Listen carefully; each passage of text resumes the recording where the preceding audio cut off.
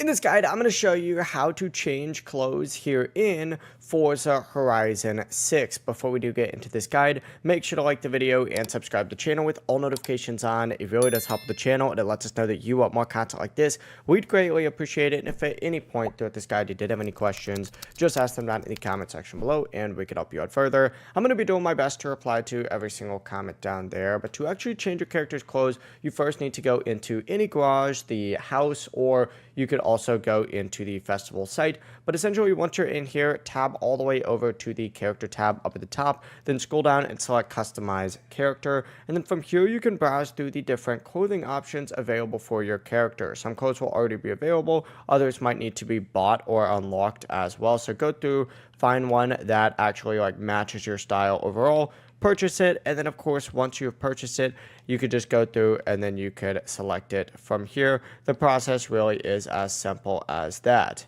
Now for the lock clothes right here, you can unlock them from a wide variety of things. Essentially, the most popular way to go ahead and get these is just by spinning the wheel, but you can also get it from other stuff as well, including clothing vouchers.